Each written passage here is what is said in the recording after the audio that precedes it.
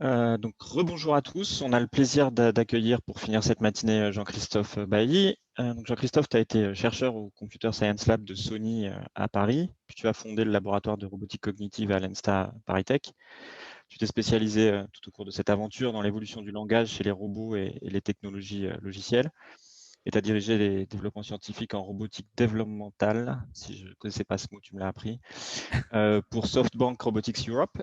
Mais en 2014, tu as un peu interrompu cette aventure pour en commencer une autre. Tu as quitté tes fonctions pour fonder Nova Quark et développer le jeu Dual Universe dont tu vas nous parler.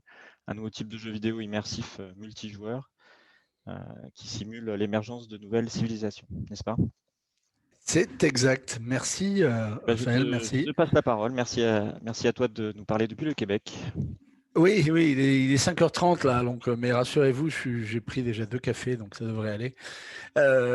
Bonjour à toutes et à tous. Donc oui, on m'a demandé de parler un petit peu de cette intersection entre science et jeux vidéo. À travers mon expérience d'un jeu dont tu viens de parler, hein, qui est Dual Universe. Donc, je vais faire ça, je vais vous montrer un petit peu un exemple de choses qui se situent à l'intersection de la science et du jeu vidéo.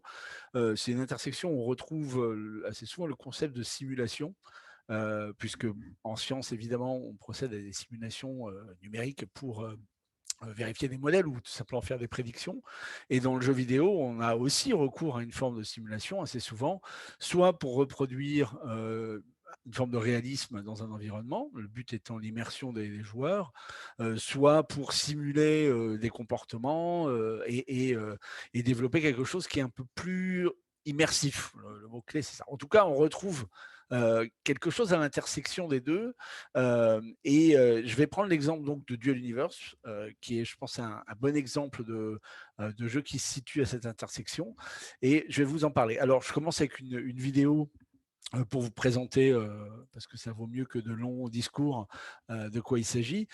Universe, c'est un projet un peu fou, très ambitieux, qui consiste à recréer, vous voyez, cette planète, il y a plusieurs planètes comme ça, recréer un univers qui a la particularité d'être en un seul bloc. Vous avez une seule réalité, vous n'avez pas d'écran de chargement ou de choses comme ça, donc c'est très immersif de ce point de vue-là.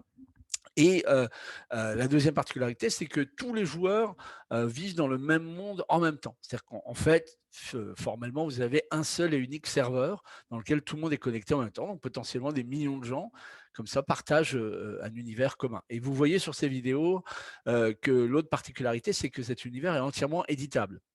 On vient de voir à l'instant quelqu'un faisait un trou dans le sol.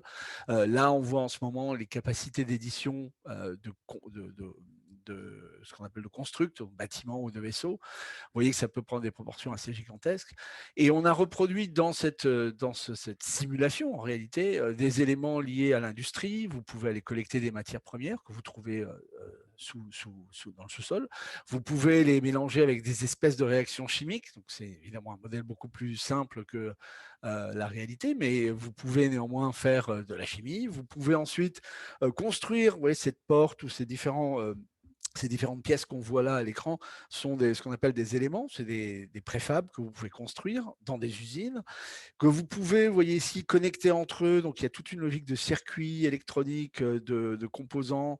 Donc, il y a tout un volet engineering autour de la construction de systèmes. Ce que vous voyez juste là, c'est la possibilité également de programmer les interactions entre ces différents composants en Lua, j'y reviendrai tout à l'heure. Donc, il y a tout ce volet, j'ai envie de dire computer science. Là, on vient de voir le vol d'un vaisseau. On va voir dans un instant que la physique est assez réaliste de ce point de vue-là. Vous avez ici des gens qui programment des jeux dans le jeu. Enfin, voilà. Donc, il y a énormément de possibilités.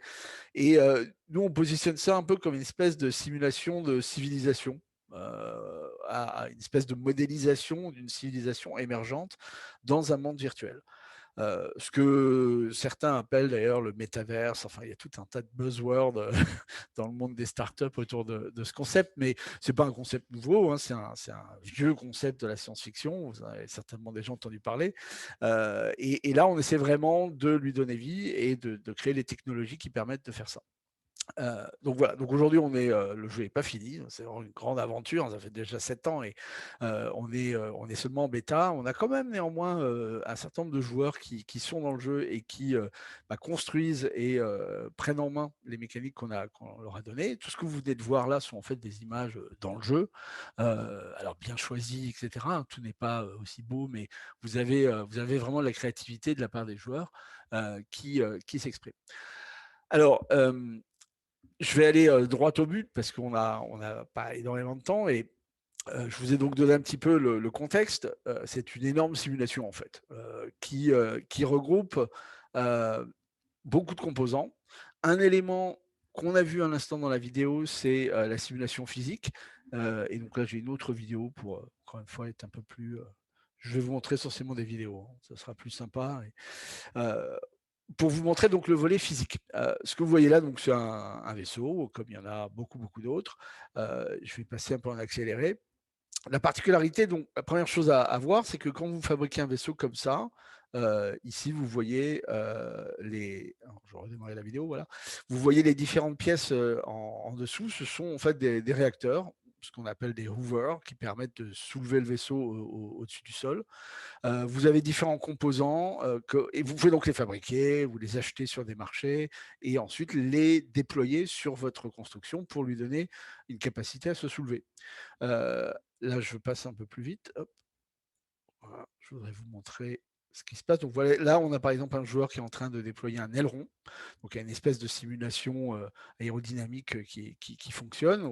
C'est pas une simulation de la mécanique des fluides, hein, c'est beaucoup trop cher, mais on a un modèle qui n'est pas complètement faux, qui reprend en fait des modèles qui sont utilisés dans l'aéronautique, tout simplement, hein, dans l'aéronautique, on ne résout pas tout le temps les équations de Navier-Stokes et on a des modèles évidemment plus haut niveau. Bah, c'est ce genre de choses qu'on utilise.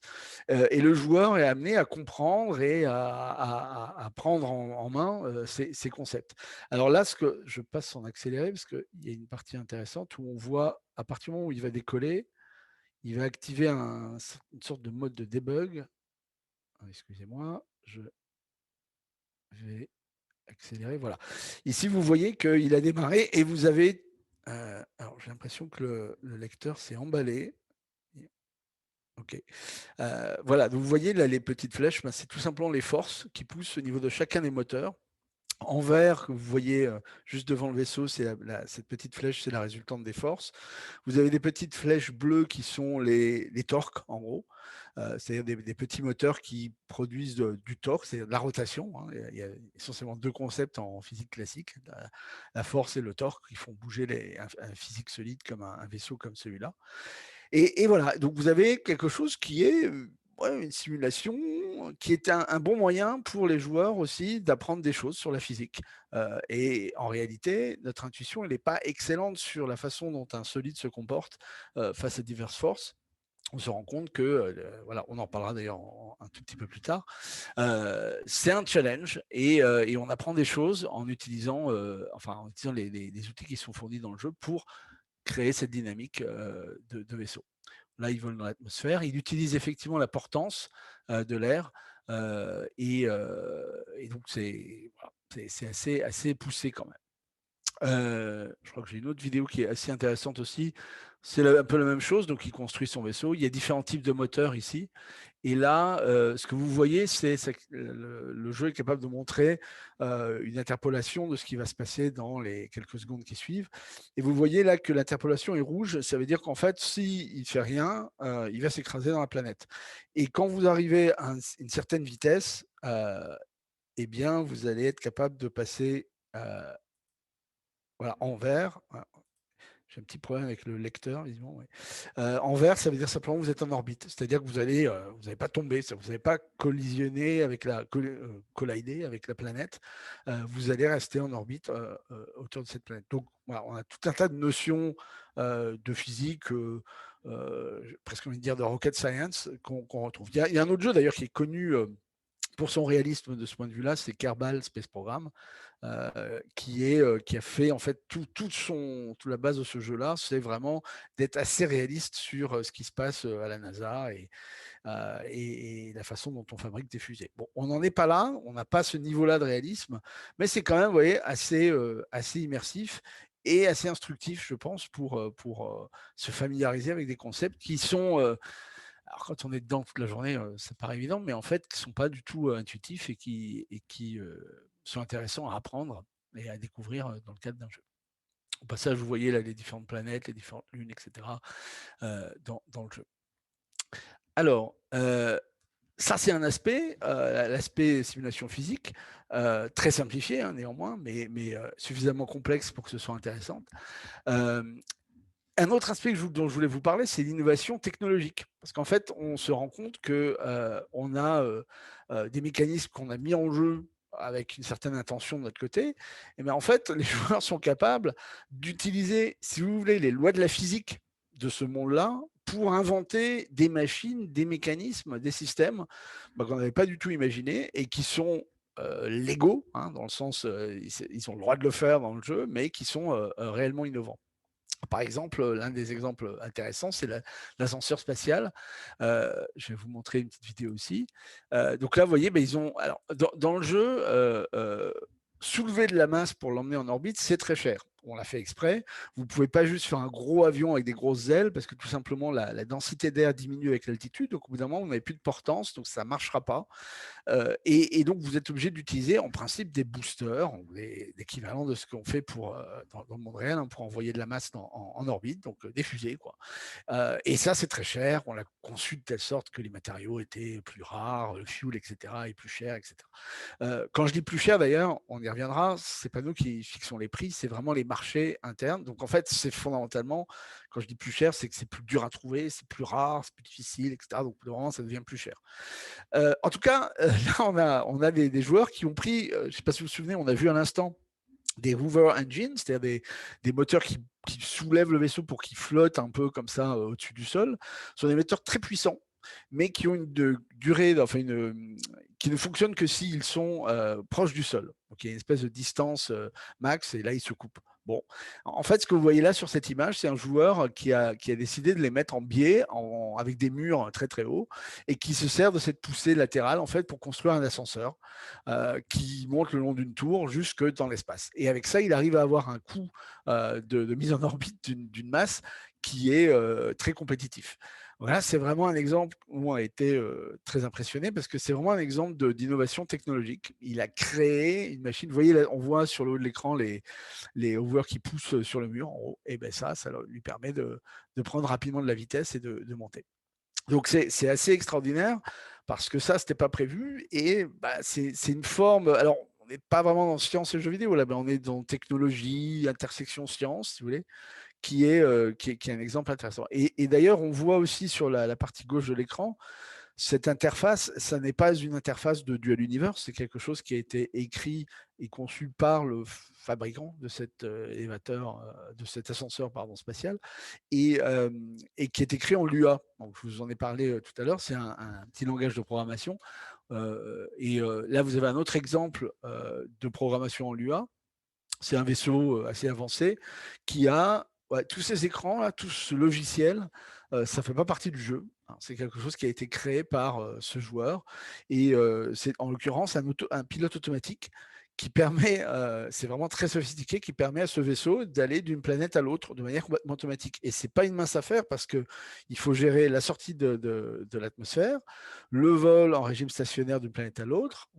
Il y a de l'inertie, hein, donc vous coupez les moteurs. Hein, et la réentrance ensuite dans l'atmosphère de la planète à destination, qui est un processus assez compliqué. Si vous arrivez de face, vous allez prendre feu. Enfin, c'est assez.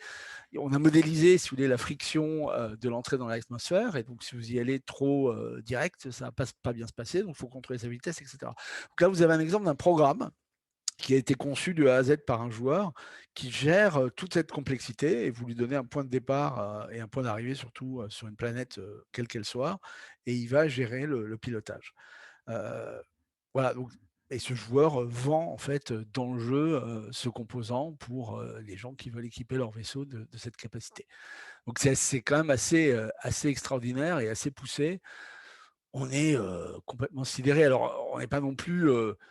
ça faisait partie de la thèse du jeu que ce genre de choses, en tout cas des choses comme ça allaient émerger, puisque l'idée de ce jeu, c'est qu'on ne crée pas nous-mêmes, nous, concepteurs du jeu, le contenu, mais on laisse les joueurs le créer. Donc on donne des outils qui permettent aux gens de créer ce qu'ils veulent. Mais je dois avouer qu'on a quand même été bluffé par la qualité de ce qui est apparu. La qualité aussi des constructions, hein, j'ai pas trop regardé ça pour l'instant, mais on a pas assez de temps, hein, mais vous avez plein de vidéos sur YouTube si vous voulez regarder plus. Mais voilà, la créativité des joueurs paraît presque sans limite et quelque part illustre au fond le génie humain. Quand vous donnez des règles, eh bien, on s'en sert et on arrive à faire des choses extraordinaires. Voilà. Il y a néanmoins des limites au réalisme. On approche de la fin du temps qui m'est donné, mais on a commencé 5 minutes un peu plus tard, Raphaël. Donc je vais Prends prendre ton 5 temps, minutes de Jean-Christophe, plus. prends ton temps. Non, mais j'essaie de pas trop dépasser parce que je pourrais parler pendant des heures, hein, sur ça. Vous l'avez peut-être compris. Un point que je voulais souligner, c'est les limites du réalisme. C'est qu'on fait quand même un jeu et que là, je montre par exemple un des exemples qui est la réentrée dans l'atmosphère. C'est un processus dans lequel vous avez des tas de vidéos sur YouTube de gens qui meurent. C'est un processus assez fatal en fait. Alors, c'est fatal, mais pas si difficile que ça. On arrive quand même à le gérer et on donne tout un tas d'outils pour que le joueur y arrive. Mais ça montre les limites du réalisme. Si on est trop réaliste dans un jeu, qui n'est donc pas une simulation scientifique, dans une simulation scientifique, on vise un réalisme le plus poussé possible. On essaie d'avoir une adéquation avec la nature. Là, si on va trop loin dans cette direction-là, on perd les joueurs parce que la réalité, c'est difficile. Hein, bon, si on fait un jeu où il s'agit d'envoyer des vaisseaux dans l'espace, la réalité, vous voyez ce qui se passe avec Elon Musk, ça vous prend toute votre vie et c'est un effort considérable. Donc, il faut trouver un juste équilibre entre un réalisme immersif qui va donner un challenge et donner le sentiment au joueur qu'il est vraiment en train de réaliser quelque chose de non trivial et en même temps jouer un peu avec les limites de ce réalisme pour que ça reste faisable. Par exemple, je vous donne juste un exemple, on s'est rendu compte que la notion de torque et le fait que quand vous avez une dissymétrie dans le placement des moteurs, vous avez un torque qui est induit et votre vaisseau se met à tourner comme une toupie, ça, en fonction de votre background et de votre familiarité avec ces concepts, c'est plus ou moins évident. Et vous avez beaucoup de joueurs qui n'étaient pas du tout, pour qui c'était totalement bizarre. Et qui comprenaient vraiment pas ce qui se passait. Donc on a introduit par exemple la notion de moteur zéro torque. Formellement, on prend la force que produit le moteur et on la translate au centre de gravité du vaisseau. Donc elle pousse, mais elle torque pas. Voilà. Donc, c'est ce genre de choses. Vous pouvez activer des modes un peu plus simplifiés comme ça qui n'enlèvent pas l'intérêt et le concept, mais qui permettent de simplifier un certain nombre de choses qui peuvent être perçues comme trop compliquées. Et effectivement, si on va trop loin, on arrive dans du rocket science, littéralement, et vous n'avez plus de joueurs, à part 3-4 gars de la NASA qui trouvent votre jeu sympa, et ça ne marche pas.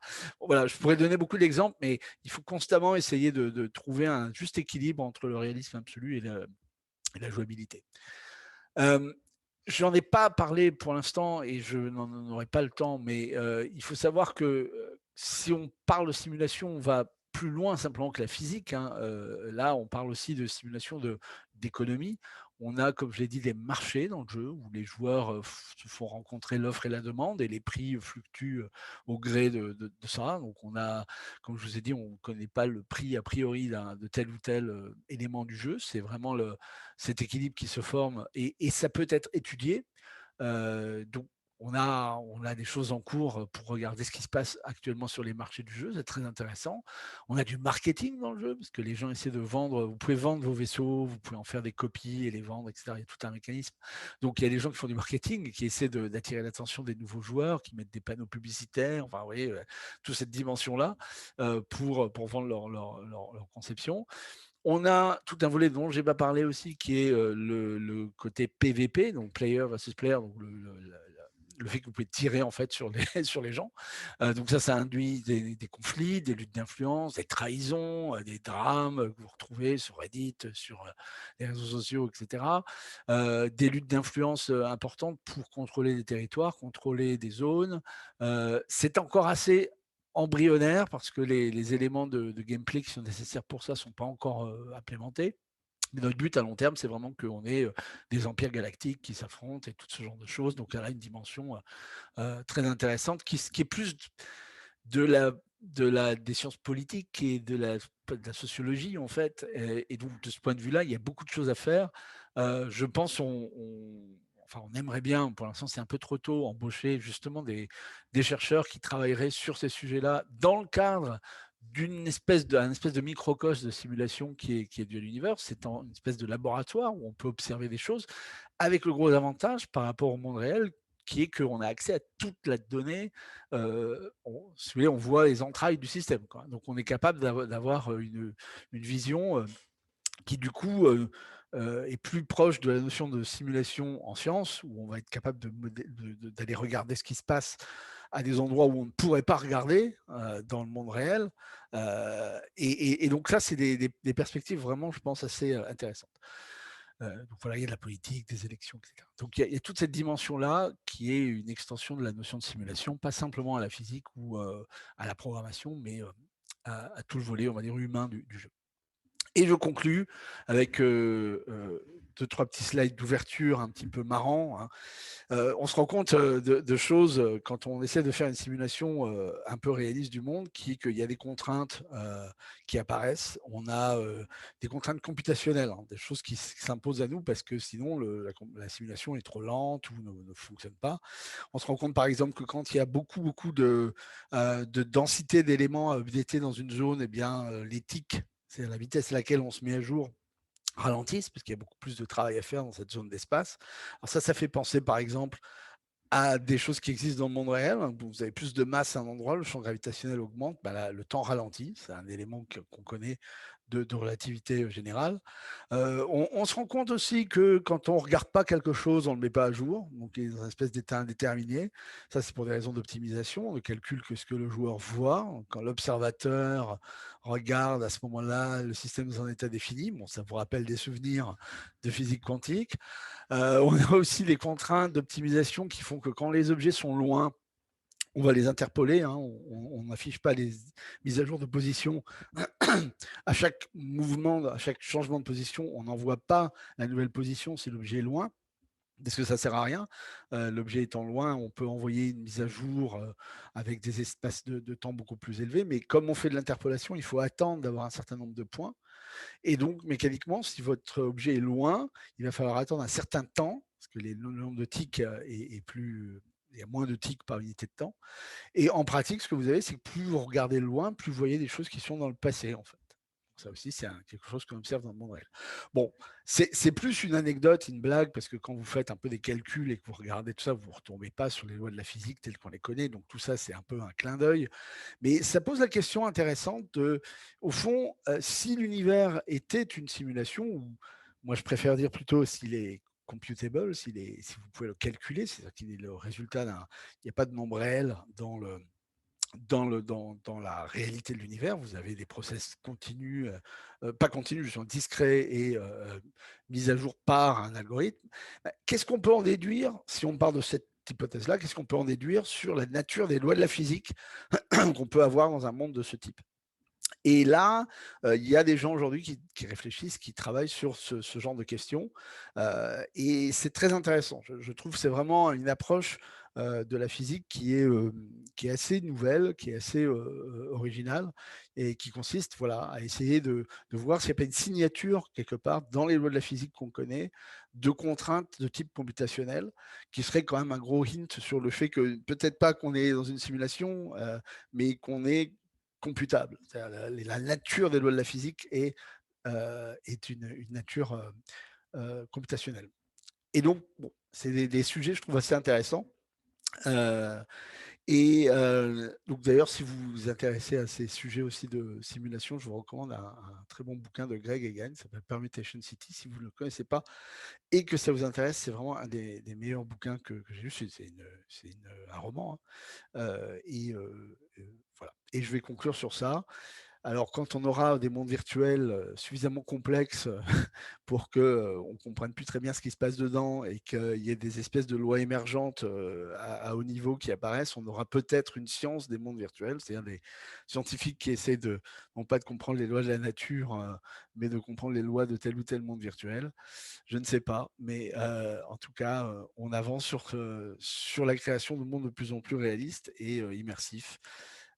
Et ceci conclut mon intervention. Merci. Et je regarde les questions qui ont été posées.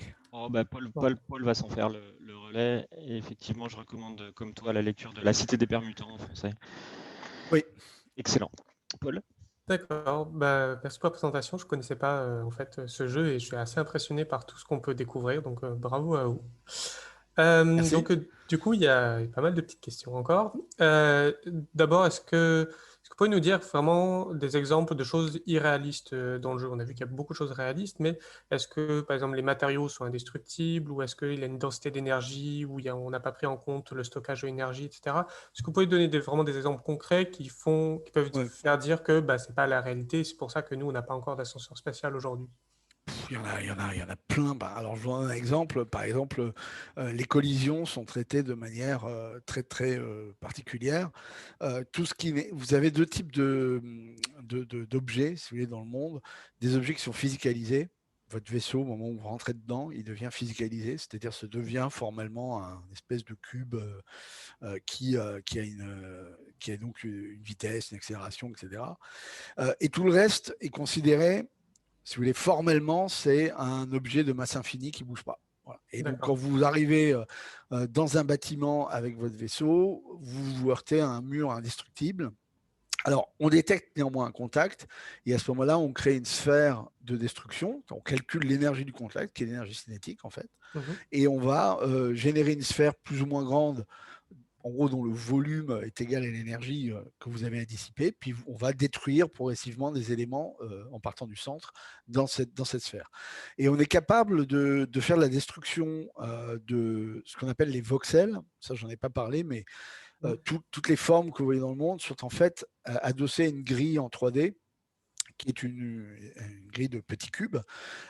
Chaque cube contient des informations qui lui permettent de construire ce qu'on appelle une isosurface, tout simplement une surface, voilà, sans rentrer dans des termes techniques, lui permet de construire une surface qui traverse ce petit cube. Et donc, de petit cube en petit cube, vous pouvez créer comme ça des surfaces Un peu assez importantes. comme Minecraft, comme si on fait une analogie. Alors, oui, sauf que dans Minecraft, l'information par cube, c'est plein ou vide. Le Ouais. cube, il est là ou il n'est pas là. Et nous, on a plus d'informations par cube. On a des informations, en gros, sur la normale d'une surface qui couperait le cube, sur les différentes arêtes. Et puis, comme ça, on est capable de recalculer une surface qui est. Donc, on peut avoir des cubes à demi pleins ou à Mhm. demi vides. Et donc, ça nous permet de reconstituer des volumes pas arbitraires. On a quand même une précision, en l'occurrence, de 25 cm, mais quand même assez bonne. Et on utilise cette technique-là pour créer des trous, des déformations et des destructions physiques dans le matériau, mais ça reste quand même assez grossier. Ensuite, quand vous avez deux vaisseaux qui entrent en collision l'un avec l'autre, là, vous avez deux éléments mobiles. Ce qui se passe, c'est que le premier vaisseau voit le second comme un mur infranchissable, donc il rebondit dedans. Et Mhm. symétriquement, l'autre voit la même chose. Il pense se cogner dans un mur infranchissable. Donc il rebondit. Donc si les deux rebondissent, on a l'impression que c'est un choc élastique. En Ouais. réalité, on a eu deux chocs.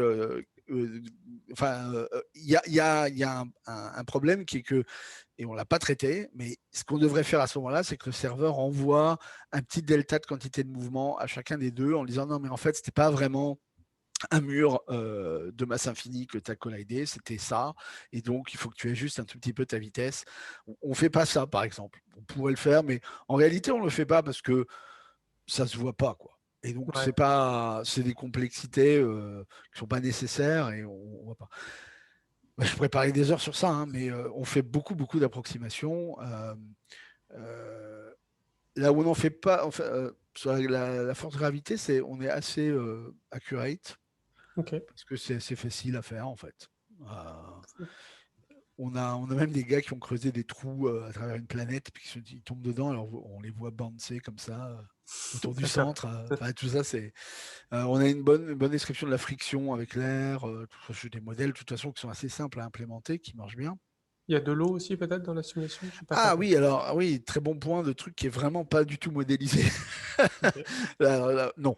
Alors, on fait. Alors, c'est assez compliqué à faire bien. Donc, aujourd'hui, l'eau n'existe pas vraiment. En réalité, il y a une espèce de sphère d'eau qui est Mhm. à altitude zéro sur toutes les planètes. Enfin, sur celles qui en ont, ouais, admettons. Et certaines en ont, certaines n'en ont pas. Mais quand vous en avez, vous avez une sphère d'eau.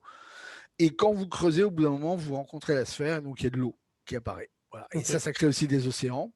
Pour toutes les parties de la carte qui sont à altitude négative, bah, vous avez de facto de l'eau au-dessus. Mais il n'y a pas vraiment d'eau, c'est une illusion.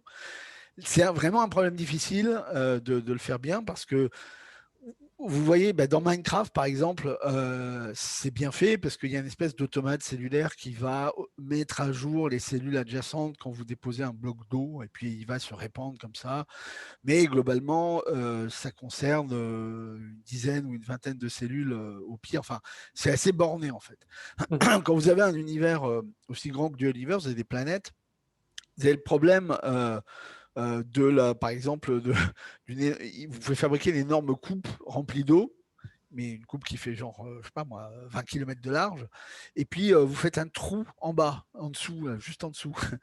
Bah, si vous avez quelque chose de réaliste, normalement, ce qui se passe, c'est que petit à petit, votre bac d'eau se vide par le trou que vous avez fait. Et, voilà. Et vous voyez que c'est un problème non local. Mhm.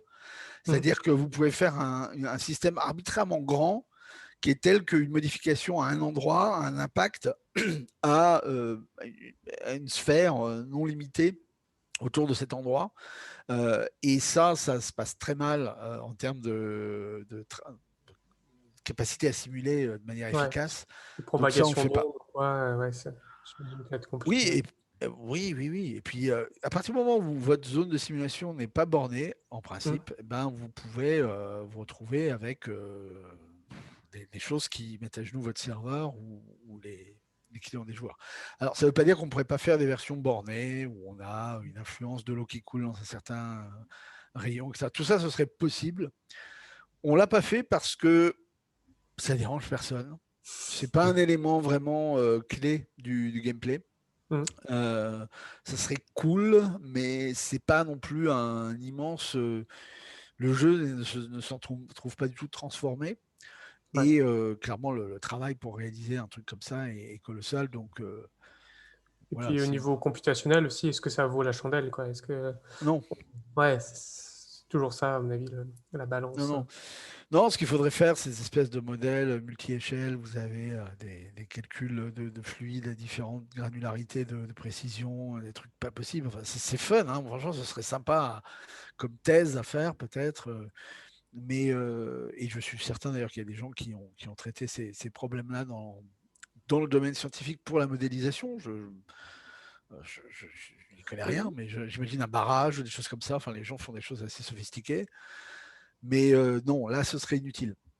Et d'ailleurs, dans votre équipe, vous avez des chercheurs, des doctorants peut-être, plutôt des ingénieurs. On Ouais. a, on n'a pas, on a des gens qui ont un PhD, donc Mhm. qui viennent du monde de la recherche. On a évidemment beaucoup d'ingénieurs. On n'a pas aujourd'hui de docteur ou de thésard, mais c'est des choses qu'on aimerait bien faire. Ok. Euh, la difficulté, c'est que là, on est quand même encore en mode développement et c'est très très focus sur des problématiques très très court terme, très terre à terre, hein. Mhm. On n'aurait pas le temps aujourd'hui d'encadrer des thèses et de s'offrir cette liberté, mais c'est dans l'ADN de la boîte et dans ce qu'on veut faire vraiment à plus long terme. Bon, si un jour on en a les moyens, il est clair qu'on ouvrira une sorte de lab dans lequel on fera tout un tas de choses intéressantes dans ce goût-là. Les sujets sont pratiquement infinis, hein. Il y a tellement de sujets intéressants à regarder. Mais pour l'instant, on est assez concentré sur essayer de finir ce jeu, euh, qui Est-ce est... qu'il est finissable? Oui, non, non, on n'a jamais fini, mais au moins ajouter les composants qu'on sait qu'il faut mettre aujourd'hui pour que le jeu soit fun, plus accessible aussi. Il est encore un peu un peu difficile d'accès.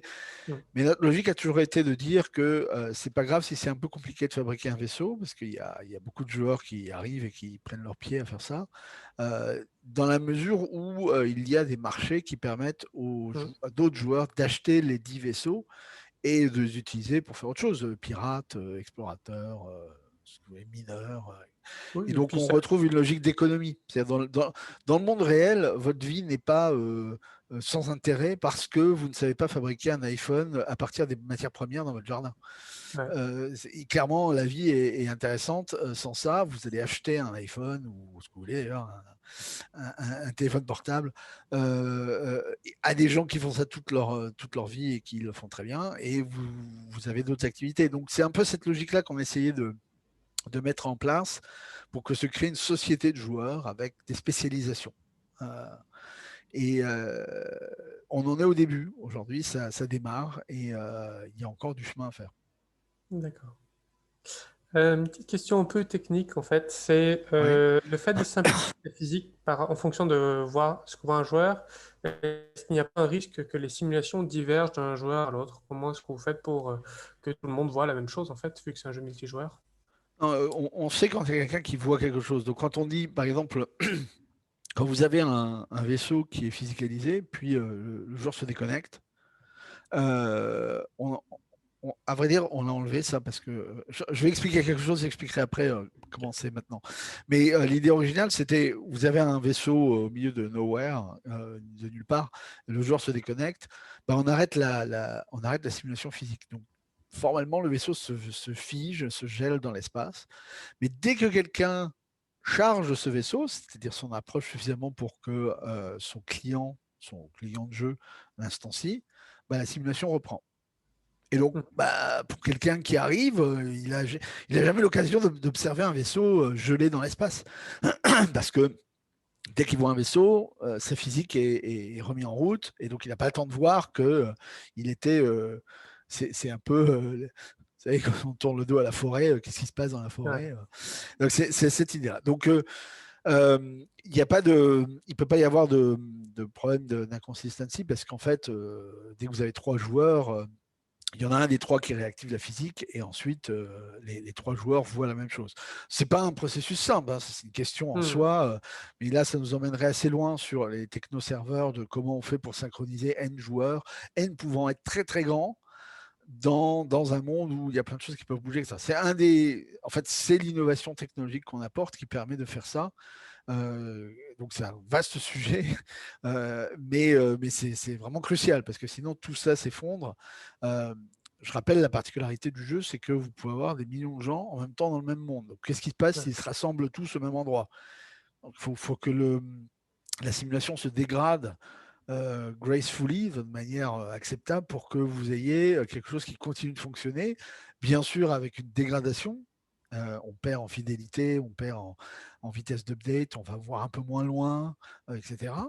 Mais qui continue de fonctionner. Donc ça, c'est un sujet en soi qui est assez complexe. Euh, on s'est rendu compte, par exemple, sur ce que je disais tout à l'heure, que quand le vaisseau ce que je disais tout à l'heure, quand le vaisseau est abandonné, il se gèle. Dès qu'on le voit, il se remet en route, ça on l'a enlevé. Aujourd'hui, il faut vraiment se poser dessus pour que la physique redémarre. Donc c'est D'accord. un peu bizarre, mais on l'a fait parce que ça déconcertait trop les joueurs. Dans le cas d'un joueur qui se déconnecte, qui se reconnecte, et non, c'était pas ça. Euh, en fait, ça devient pratiquement impossible de rattraper un vaisseau qui a été abandonné. Ah C'est oui. ça le problème. C'est-à-dire que vous vous rapprochez, il reprend sa vitesse qui peut être très élevée, et vous n'arrivez jamais à le rattraper. Donc on a dû introduire tout un tas de subtilités. D'abord, on a essayé de faire en sorte que la vitesse diminue de 10% chaque fois que vous le réanimez, pour qu'au bout d'un moment, il se ralentisse quand même. Enfin, vous voyez, c'est assez. Là, on est vraiment dans un exemple où la jouabilité vient prendre le dessus sur des considérations de réalisme et voilà, de fidélité. D'ailleurs, ouais, comment vous avez géré les distances? Parce que là, le problème de l'espace, c'est qu'il y a beaucoup de vide sur Oui. beaucoup partout. Et donc, pour aller d'un point A en point B, même si on va à des vitesses incroyables proches de la lumière, bah, ça prend quand même beaucoup de temps. Euh, Comment est-ce que vous avez géré les distances, tout simplement, là? Alors, on a aussi une vitesse de lumière, elle est à 30 000 km/h. Ok. Tout est un modèle réduit. En réalité, les planètes sont beaucoup plus petites que des vraies planètes. Elles font à peu près 120 km de rayon. Les distances entre planètes sont bien plus réduites que dans un système solaire réaliste. Et on a aujourd'hui, à 30 000 km/h, je crois qu'on met entre 2 et 5 heures pour aller d'une planète à l'autre. D'accord. Ce qui est, c'est un voyage, hein, donc c'est quelque chose d'intéressant au moins une fois ou deux dans le jeu. Ça coûte beaucoup moins cher que l'alternative qu'on a introduite récemment, qui sont les fameux warp drive, comme dans tout bon jeu de science-fiction. Et avec un warp drive, vous pouvez aller, je ne sais plus combien de millions de kilomètres heure, et donc en fait, en 30 secondes, vous êtes d'une planète à l'autre. Aujourd'hui, vous pouvez warper d'une planète à l'autre, ou vous pouvez déposer un warp beacon, qui est un appareil particulier que vous mettez sur votre station orbitale, par exemple, et qui permet d'en faire une destination possible pour les warps, avec tout un système de permission, etc. Enfin bref. Mais voilà, donc la façon dont on résout, c'est qu'on permet aux joueurs d'aller à une vitesse qu'on pourrait appeler supraluminique pour pouvoir simplement gérer les distances, parce que là encore, c'est pas fun. Ouais. Dans le monde réel, aller sur Mars, ça prend des mois. Bah oui, mais bon, entre guillemets, vous êtes payé pour, et c'est le voyage de votre vie. Dans un jeu, surtout à partir On du va moment pas où on veut passer du des mois. oui, on veut du commerce entre les planètes, on veut donc qu'il y ait des transporteurs, on veut qu'il y ait de l'activité. Donc ça, c'était à peu près évident qu'il fallait qu'on introduise une notion de warp drive. Et d'ailleurs, vraiment, dans le monde réel, sans warp drive, c'est quand même pas évident d'imaginer une civilisation, je ne parle pas de civilisation galactique, mais même civilisation au niveau du système solaire. C'est dans une série que vous avez sûrement tous vue, The Expanse, qui est réputée pour son réalisme, justement. Ils ont quand même été obligés d'introduire des moteurs un peu magiques. C'est pas les warp drive, mais ça consomme pas beaucoup, puis ça va super vite, parce que sinon, la prémisse d'une civilisation qui s'étend sur 2-3 planètes ne marche pas tellement bien. Ouais, c'est sûr. Voilà, donc pour que ça reste fun, on introduit ce moyen de compresser l'espace. Alors, parmi les questions que j'ai, encore des questions de physique. Y a-t-il un effet Doppler, des ondes de choc, des ondes sismiques, une dispersion Non, de spectres et tout? Tout ça, non, il n'y a, ok. non, il y a pas ça, il y a pas de modélisation de la lumière, de toute façon, donc il n'y a pas. Non, on a juste le seul truc un peu funky. On a formellement, on accroît la masse quand on s'approche de la vitesse dite de la lumière, donc 30 000 km/h. Donc on a un effet relativiste, exactement relativiste, hein. C'est les mêmes formules qui font que ça devient de plus en plus dur de s'approcher de 30 000 km/h, et on n'arrive jamais vraiment, enfin on y arrive, mais À on ne peut pas le l'atteindre, dépasser, ouais. hein. Ok. C'est des petites choses comme ça. On aurait pu ne pas le faire, mais moi j'ai un background en physique aussi, hein, donc je me fais un peu Ouais. plaisir.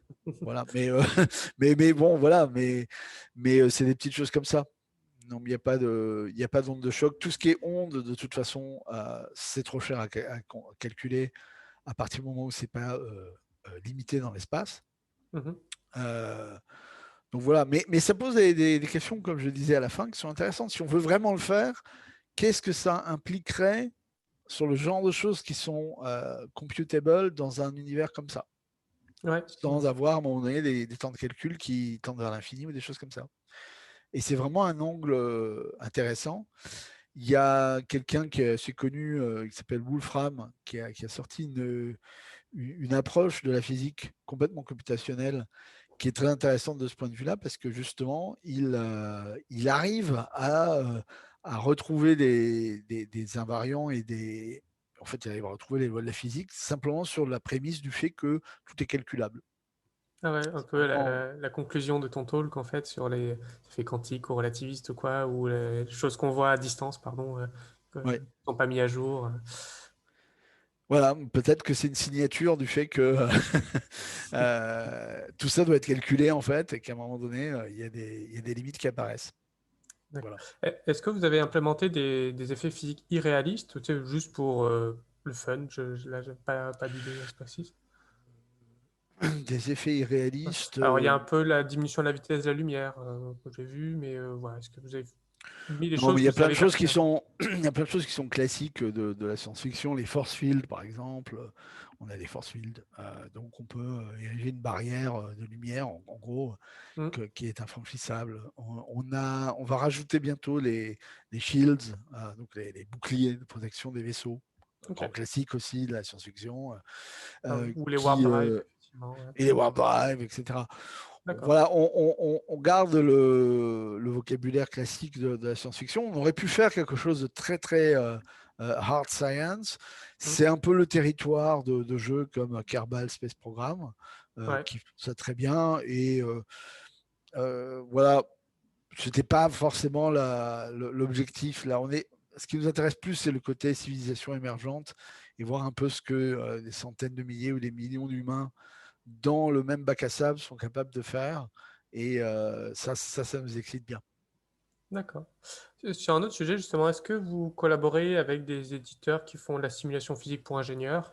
Donc, il y a pas mal de boîtes hein, qui Ouais. font des simulations physiques. Est-ce que vous collaborez? Est-ce que vous avez eu des contacts ou vous restez dans votre domaine un peu Non, tranquillement? non, je crois qu'on a quelqu'un qui a travaillé chez Dassault Systèmes, mais non, non, non, non, on n'a pas de collaboration. Non. C'est quand même très éloigné, hein, les Hmm. préoccupations des uns et des autres. Là, à très haut niveau, ça se rejoint, mais en pratique, je dirais, on va dire, c'est un peu trop tôt euh, pour, euh, pour que les choses se rejoignent vraiment. Quoi. D'accord. Et ben, vous, dans le développement, qu'est-ce qui est le plus compliqué ou qu'est-ce qui prend le plus de temps finalement? C'est une Beaucoup de question. choses hein, en parallèle. Si on regarde en fait le nombre d'employés qui travaillent, je sais pas moi, sur l'aspect graphique ou sur l'aspect Ouais. implémentation ou quoi, ça donne une petite idée, quoi. En fait, c'est assez équilibré. On a à peu près 80 personnes aujourd'hui dans l'équipe Mhm. et une des difficultés de ce projet, c'est que comme il y a beaucoup de sujets, Ouais, 80 personnes, en fait, c'est pas beaucoup de monde. Bon, déjà, il y a pas mal de gens qui sont à l'administration, au marketing, etc., qui ne sont mhm. pas dans la technique. Et Ouais, ensuite, vous avez des gens qui travaillent sur les techno-serveurs purs et durs, sur le rendu, sur le gameplay, sur les UI, sur la physique, sur le scripting Lua, etc. Et vous avez à chaque fois des îlots et en fait, vous retrouvez 2-3 personnes par sujet au max. Donc, c'est assez. Il n'y a pas de gros pôles. euh, qui concentrent. Les plus gros pôles aujourd'hui, c'est le serveur. Hein. Vraiment, la mhm. techno, si on met tous les gens qui gravitent autour de la techno-serveur, c'est le gros des troupes pour répondre à la question. Mais on a aussi pas mal de gens en rendu parce que là, j'en ai pas du tout parlé, mais il y a des défis. Je ne sais pas si vous vous rendez compte, mais on voit vraiment les planètes et parfois on voit dans le ciel une planète au loin parce qu'elle est éclairée. Enfin, c'est complètement dément Ouais, le moteur de rendu qu'il y a derrière ça, puisqu'on a vraiment là un univers complet qui est renderé en temps réel sans les artifices qu'on a habituellement dans un jeu où vous avez en fait une image, ça s'appelle une mhm. skybox, une image qui vous donne l'illusion qu'il y a quelque chose autour de vous, mais en fait la scène effectivement est beaucoup plus petite qu'elle n'est paraît. Là, pas du tout. Si vous avez un vaisseau très très très gros qui passe en orbite, vous allez le voir depuis le sol. Ouais, d'accord. Voilà. Et quand je dis vous allez voir, en fait, c'est potentiellement des dizaines ou des centaines de milliers de gens qui sont sur la planète, du bon côté de la planète, qui voient le vaisseau en même temps. Mhm. Donc il y a des vrais sujets super intéressants pour que ça reste tractable et que on soit capable de faire ça fonctionner ça. Quoi. Donc c'est le plus gros sujet en fait. Ouais, je vois. Et d'ailleurs, en fait, donc, les simulations, elles sont faites localement sur le PC des joueurs et sont aussi faites sur un serveur qui doit mettre à jour les autres. Là, il y a des problèmes Ouais. d'asynchronicité qui ne Ah, peuvent pas être simples, quoi. pour l'instant, ce qu'on fait, c'est que les simulations physiques sont faites uniquement du côté du joueur. C'est le joueur qui simule la physique de son vaisseau. Ok. On a un système anti-triche qui permet d'éviter que les gens modifient leurs clients et puis on a des checks côté serveur à haut niveau. Mhm. C'est un cas typique où ça coûte cher de faire les calculs, mais c'est facile de vérifier que, Ah oui. que, que le résultat on calcule, je sais pas, la conservation de l'énergie, conservation de la côté de mouvement, etc. Et on voit tout de suite s'il y a des trucs qui se téléportent ou il y a des choses bizarres. Mais on est obligé aujourd'hui d'avoir la simulation qui est faite de toute façon côté client parce qu'on a du pilotage qui est écrit en Lua. Tout le pilotage des vaisseaux, là, en réalité, c'est un script Lua qui contrôle l'activation de chacun des moteurs en temps réel, de telle sorte que la résultante des forces fasse ce qu'on veut faire. Donc, il y a vraiment une boucle de contrôle serrée qui fait perception sur les capteurs des distances, de l'orientation du vaisseau, de tout ce qui est nécessaire pour calculer l'instant juste après. En termes d'activation des moteurs pour stabiliser le vaisseau et faire qu'il fonctionne. Ça ne marche que si vous avez une boucle très très courte entre l'info des capteurs et ce que vous envoyez au moteur. Sinon, vous avez des effets de lag qui font que votre truc est incontrôlable. Donc là, on est obligé d'avoir à la fois d'avoir tout en local pour que les temps de cycle en fait soient très courts. Maintenant, ce qu'on voudrait faire à moyen terme, c'est que le serveur soit capable néanmoins de faire de la physique assez simple quand le joueur n'est pas là. Par exemple, continuer à faire orbiter un vaisseau s'il est en orbite. C'est pas ça qui est difficile en réalité, parce que updater les équations de Newton, c'est rien du tout en fait. C'est juste la difficulté qu'on voit pas, c'est que quand on parle de mouvement, on parle surtout de collision. Que se passe-t-il si, au cours du mouvement de ce vaisseau, il entre en contact avec un autre vaisseau, ou vous envoyez un vaisseau en ligne droite, puis il arrive dans une planète. Là, c'est là que ça devient difficile, parce qu'il faut instancier l'univers autour du vaisseau pour être capable de calculer la collision. Et ça, c'est très cher et très complexe à faire de manière efficace. D'accord. Du coup, ça va vers une autre question posée par Rémi Sinave qui dit, si j'ai bien compris, les joueurs ont la possibilité de programmer en Lua dans l'univers du jeu. Cela permet de l'innovation, mais est-ce que c'est pas risqué? Piratage, comportement non souhaité? Quelles sont les protections de sécurité mises en place? Oui. Alors, il n'y a pas vraiment de difficulté, parce que quand on dit programmer en Lua, en réalité, on expose en Lua un certain nombre de méthodes, de fonctions qui sont légales, on a le droit d'utiliser, c'est-à-dire qu'ils ne font pas plus que ce que le joueur pourrait faire avec les éléments du jeu en allant le faire lui-même. Donc, ça permet d'automatiser un certain nombre de choses que le joueur pourrait faire. Parfois, on introduit des limites sur la fréquence à laquelle ces actions peuvent être faites par le script Lua. Parce que voilà, ça dépend de quoi. Mettre à jour l'activation des moteurs, et ça, il n'y a pas de limite. Allumer et éteindre une lampe, on met des limites, parce que si quelqu'un s'amuse à faire osciller la lampe, tout ça, ça génère du trafic réseau. C'est pas nécessaire. On a tout un tas d'outils qui permettent de caper ce que le script Lua va générer en termes de charge serveur. Et bien sûr, dans la version de Lua qu'on a, on a supprimé tous les accès OS, file system, etc. De sorte que vous ne pouvez pas avoir un script Lua qui accède à votre machine. Donc, vous pouvez en toute tranquillité exécuter un script qui vous a été donné par un autre joueur. Et de ce point de vue-là, Lua est un très bon choix, puisque c'est un langage qui est vraiment conçu pour être intégré dans des applications et dans des jeux en particulier, mais pas que, et qui offre tout un tas d'outils pour borner ses capacités. À la fois aussi la quantité de mémoire qu'il utilise, le nombre de cycles CPU qu'il utilise. Donc tout ça, c'est capé. Si vous sortez des limites, le script s'arrête. Si c'est trop de mémoire, ou si vous commencez à ralentir le jeu, le script va s'arrêter, vous avez un message, etc. Donc en fait, il n'y a pas trop moyen, et on n'a rien observé aujourd'hui dans ce sens-là, d'utiliser Lua pour faire autre chose qu'automatiser des choses que vous pourriez faire dans le jeu de toute façon. Voilà, le joueur reste en contrôle de toute façon, puisque si un script Lua se déclenche et que ça fait des choses qu'il ne lui fait pas, il peut utiliser une combinaison de touches pour l'arrêter, et il n'y a rien qui peut l'empêcher de faire ça. Donc, voilà, on n'a jamais eu de problème pour l'instant. C'est compliqué ces choses-là, donc il faut rester modeste. Mais bon, si on avait un souci X, Y, on irait poser une rustine et ça s'arrêterait, quoi. C'est l'avantage. Mais c'est vraiment un aspect assez excitant aussi du jeu. C'est vraiment c'est programmable. En fait, il y a tout un courant dans le jeu vidéo qui est le courant des mods. Je ne sais pas si vous connaissez. Donc, c'est l'idée qu'on va modifier un jeu existant pour lui apporter autre chose, le modifier, modifier son comportement ou ajouter des possibilités. Ça, c'est quelque chose qui marche très bien dans le jeu vidéo. C'est vraiment une tendance de fond. Et En réalité, ce qu'on fait là, en ayant un langage de programmation dans le jeu intégré à la logique du jeu, c'est qu'on intègre la logique de mode au gameplay lui-même. Alors, ça devient un aspect du jeu. Et au lieu d'aller télécharger un mode pour votre jeu et l'installer d'une manière ou d'une autre, vous allez acheter un script à un gars dans l'univers du jeu. Et c'est un peu la même chose.